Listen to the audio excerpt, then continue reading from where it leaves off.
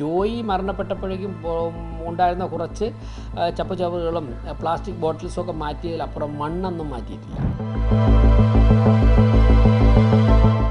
ശ്രീത്ര പൂർ ഹോമിൻ്റെ പുറകിലൂടെ തകരപ്പറമ്പ് ഭാഗം വരെ എത്തുന്ന ആ പ്രദേശമാണ് ഏറ്റവും അപകടകരമായിട്ടുള്ളത്. അവിടെയുള്ള വേസ്റ്റ് ഞങ്ങൾ മാറ്റും. അതാണ് ഞാൻ പറഞ്ഞത്. അത് മാത്രം തന്നെ ഏകദേശം 150-200 ലോഡുണ്ട്. ആമയിഴഞ്ചാൻ തോട്ടിനെ സംബന്ധിച്ചത് വളരെ വലിയൊരു പ്രക്രിയയാണ്. ഇപ്പോൾ തന്നെ ഏകദേശം ഒരു 150-നും 200-നിടയ്ക്ക് ലോഡ് മാലിന്യവും മണ്ണും ഉൾപ്പെടെ മാറ്റിക്കഴിഞ്ഞു. നദികൾ വെള്ളത്തിൻ്റെ കുത്തൊഴുക്കില്ലായിരുന്നു. അപ്പോൾ കൃത്യമായിട്ട് മാലിന്യങ്ങളൊക്കെ മാറ്റാൻ സാധിച്ചു. അതോടൊപ്പം തന്നെ വളരെ നേരത്തെ എല്ലാ വാർഡുകൾക്കും 101 വാർഡുകൾക്കും 1 ലക്ഷം രൂപ വീതം വളരെ നേരത്തെ തന്നെ അനുവദിച്ചു.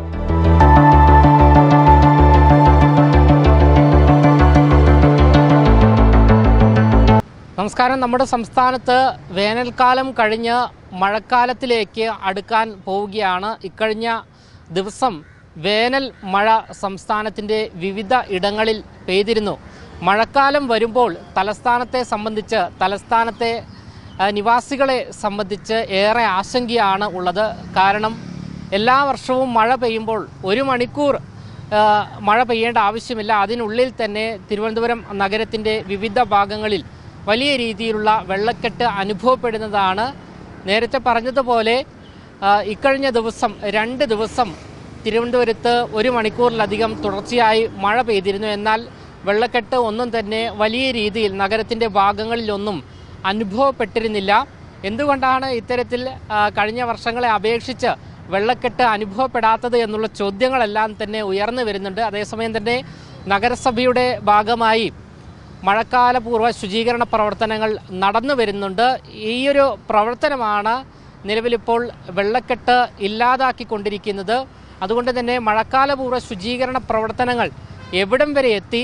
ഈ മഴക്കാലം വരുമ്പോൾ തിരുവനന്തപുരം നഗരം പൂർണ്ണമായും വെള്ളക്കെട്ടിൽ നിന്നും മോചനം നേടുമോ എന്നിങ്ങനെയുള്ള നിരവധി ചോദ്യങ്ങൾ ഉയർന്നു വരുന്നു. ഈ ഒരു സാഹചര്യത്തിൽ ഇന്ന് മറുനാടനോട് പ്രതികരിക്കുകയാണ് തിരുവനന്തപുരം നഗരസഭാ മേയറായ വി രാജേഷ് തന്നെ. അതായത് നമുക്ക് ഒരുപാട് അനുഭവം ഉണ്ടല്ലോ. തിരുവനന്തപുരത്ത് ഇത്ര മണിക്കൂർ മഴ പെയ്താൽ ഇന്ന സ്ഥലങ്ങളിലൊക്കെ വെള്ളക്കെട്ടുണ്ടാകുന്നു. ആ അനുഭവത്തിൻ്റെ വെളിച്ചത്തിലാണ് ഇത്തവണ മഴക്കാലപൂർവ്വ ശുചീകരണം ഞങ്ങൾ ആരംഭിച്ചത്. വളരെ നേരത്തെ തന്നെ. അതായത് മഴ പെയ്തു വെള്ളക്കെട്ടുണ്ടായതിന് ശേഷം നമ്മൾ ഈ ശുചീകരണം തുടങ്ങിയാൽ നമുക്ക് എവിടെയൊക്കെയാണ് അത് കൃത്യമായിട്ട് ചെയ്യാൻ സാധിക്കില്ല. പലപ്പോഴും പല തടസ്സങ്ങളും ഉണ്ടാകും. അതുകൊണ്ട് തന്നെ മഴ തുടങ്ങുന്നതിന് ആഴ്ചകൾക്ക് മുമ്പ് തന്നെ, ഇപ്പോൾ മെയ് മാസം ആദ്യം, ഏപ്രിൽ അവസാനവും മെയ് മാസവും ആദ്യം തന്നെ ഞങ്ങൾ ഏപ്രിൽ അവസാനത്തെ ആഴ്ച തന്നെ തുടങ്ങി. അപ്പോൾ എല്ലാം ഉണങ്ങി നദികളൊക്കെ കിടക്കുകയായിരുന്നു ആ പ്രദേശങ്ങളൊക്കെ. അതുകൊണ്ട് വൃത്തിയാക്കാൻ സാധിച്ചു. നദികൾ വെള്ളത്തിൻ്റെ കുത്തൊഴുക്കില്ലായിരുന്നു. അപ്പോൾ കൃത്യമായിട്ട് മാലിന്യങ്ങളൊക്കെ മാറ്റാൻ സാധിച്ചു. അതോടൊപ്പം തന്നെ വളരെ നേരത്തെ എല്ലാ വാർഡുകൾക്കും 101 വാർഡുകൾക്കും 1 ലക്ഷം രൂപ വീതം വളരെ നേരത്തെ തന്നെ അനുവദിച്ചു. ആ പണം കൃത്യസമയത്ത് തന്നെ അക്കൗണ്ടുകളിൽ എത്തിയെന്ന് ഉറപ്പുവരുത്തി. കൂടുതൽ തുക ആവശ്യമുള്ള വാർഡുകൾക്ക് കൃത്യമായ വിലയിരുത്തലിൻ്റെ അടിസ്ഥാനത്തിൽ കൂടുതൽ തുക കൊടുക്കാമെന്ന് സമ്മതിച്ചിട്ടുമുണ്ട്. അപ്പോൾ ഇങ്ങനെയൊക്കെ ചെയ്തുകൊണ്ട് ഇപ്പോൾ ഓരോ ദിവസവും സ്റ്റാൻഡിംഗ് കമ്മിറ്റി ചെയർമാന്മാരും ഡെപ്യൂട്ടി മേയറും മേയർ ഉൾപ്പെടുന്നവർ, അതുപോലെ തന്നെ കോർപ്പറേഷൻ സെക്രട്ടറി, ഹെൽത്ത് സൂപ്പർവൈസർമാർ ഒക്കെ തന്നെ, ഹെൽത്ത് ഇൻസ്പെക്ടർമാർ, ജൂനിയർ ഹെൽത്ത് ഇൻസ്പെക്ടർമാരൊക്കെ തന്നെ അതാത് വാർഡുകളിൽ പോകുന്നുണ്ട്. ഞാൻ ഇന്നിപ്പോൾ രാവിലെ കഴക്കൂട്ടം നിയോജകമണ്ഡലത്തിലെ ആറ്റിപ്ര വാർഡ്, കഴക്കൂട്ടം പ്രദേശങ്ങളിലൊക്കെ തന്നെ മഴക്കാലപൂർവ്വ ശുചീകരണവുമായിട്ട് ബന്ധപ്പെട്ട് നടക്കുന്ന പ്രവർത്തനങ്ങളുടെ വിലയിരുത്തൽ നേരിട്ടെത്തി രാവിലെ 7 മണി മുതൽ നടത്തിയിട്ടാണ് ഇപ്പോൾ നിങ്ങൾക്ക് ഇൻ്റർവ്യൂ തരുന്നത്. അപ്പോൾ ഇങ്ങനെ ജനപ്രതിനിധികളും ഉദ്യോഗസ്ഥരും ഒക്കെ തന്നെ വാർഡുകളിൽ നേരിട്ട് പോയി ഇത് വിലയിരുത്തുന്നു. അതുകൊണ്ട് തന്നെ പരമാവധി ഞങ്ങൾക്ക് പരിഹരിക്കാൻ പറ്റുന്ന കാര്യങ്ങളൊക്കെ പരിഹരിക്കുന്നുണ്ട്. പക്ഷേ ഞങ്ങളുടെ മുമ്പിലുള്ള ഒരു പ്രധാനപ്പെട്ട തടസ്സം minor irrigation, major irrigation, smart city അധികൃതർ, KRFB, NHAI, PWD, റെയിൽവേ, ഇത്രയും പേരുടെ ഉടമസ്ഥയിലുള്ളതാണ് ഈ സിറ്റിയിലുള്ളത്. ഏകദേശം ഒരു 60-70% തോടുകളും കനാലുകളും വെള്ളക്കെട്ടുണ്ടാകുന്ന റോഡുകളുമൊക്കെ തന്നെ ഈ ഡിപ്പാർട്ട്മെൻറ്റുകളുടെ കൂടി ഉടമസ്ഥയിലുള്ളതാണ്. അത് ശുചീകരിക്കാൻ വേണ്ടി അതാത് ഡിപ്പാർട്ട്മെൻറ്റുകൾ പണം മുടക്കി മുന്നിട്ടിറങ്ങിയാൽ മാത്രമേ സിറ്റിയിൽ മുഴുവൻ പ്രശ്നം പരിഹരിക്കാൻ സാധിക്കുകയുള്ളൂ. പക്ഷേ ഇപ്പം ഞങ്ങൾ ചെയ്യുന്ന വർക്ക് പോലും പലതും മൈനർ ഇറിഗേഷൻ്റെയും മേജർ ഇറിഗേഷൻ്റെയും PWD ഒക്കെ പ്രദേശങ്ങളാണ് കോർപ്പറേഷൻ്റെ ഫണ്ട് ഉപയോഗിച്ച് ഞങ്ങൾ പരമാവധി ഞങ്ങളുടെ ശേഷിക്കനുസരിച്ച് ശുചീകരിച്ചുകൊണ്ടിരിക്കുന്നത്. പക്ഷേ അതുകൊണ്ട് തന്നെ അത് മാത്രം കൊണ്ട് തന്നെ ഒരു പരിധിവരെ പ്രശ്നം തരണം ചെയ്യാൻ സാധിച്ചിട്ടുണ്ട്. എന്തായാലും മറ്റുള്ള ഡിപ്പാർട്ട്മെൻറ്റുകൾ കൂടി രംഗത്തിറങ്ങുന്നതോടുകൂടി പൂർണ്ണമായിട്ട് ഈ കൊല്ലത്തെ വെള്ളക്കെട്ട് അവസാനിപ്പിക്കാൻ സാധിക്കുമെന്നുള്ള പ്രതീക്ഷയിലാണ് ഞങ്ങൾ. ആമയിഴഞ്ചാൻ തോട്ടിനെ സംബന്ധിച്ചത് വളരെ വലിയൊരു പ്രക്രിയയാണ്. ഇപ്പോൾ തന്നെ ഏകദേശം ഒരു 150-നും 200-നിടയ്ക്ക് ലോഡ് മാലിന്യവും മണ്ണും ഉൾപ്പെടെ മാറ്റിക്കഴിഞ്ഞു. ഇനിയുമുണ്ട്.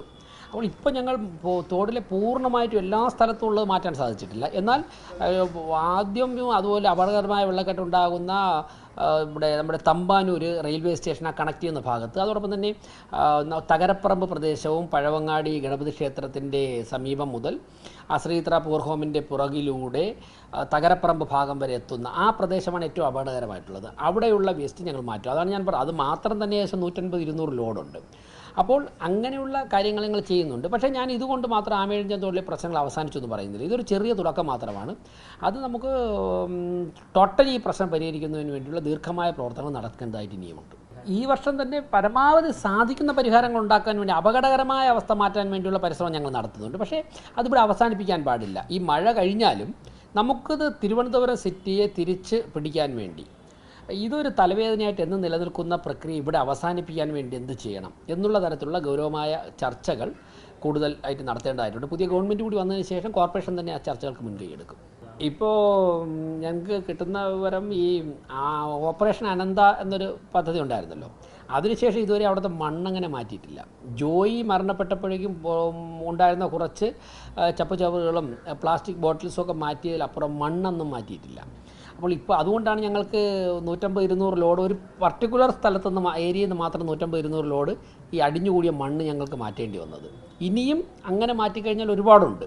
അപ്പോൾ അത് ഘട്ടം ഘട്ടമായിട്ട് മാറ്റേണ്ടതായിട്ടുണ്ട്. എന്തായാലും ഒരു നിശ്ചിത ഇടവേളകളിൽ മണ്ണ് മാറ്റുകയോ അല്ലെങ്കിൽ മണ്ണൊലിച്ച് വരാത്ത രീതിയിൽ ഉള്ള ഒരു മെക്കാനിസം കൊണ്ടുവരികയോ ചെയ്താൽ മാത്രമേ ആത്യന്തികമായി പ്രശ്നം പരിഹരിക്കപ്പെടുകയുള്ളൂ.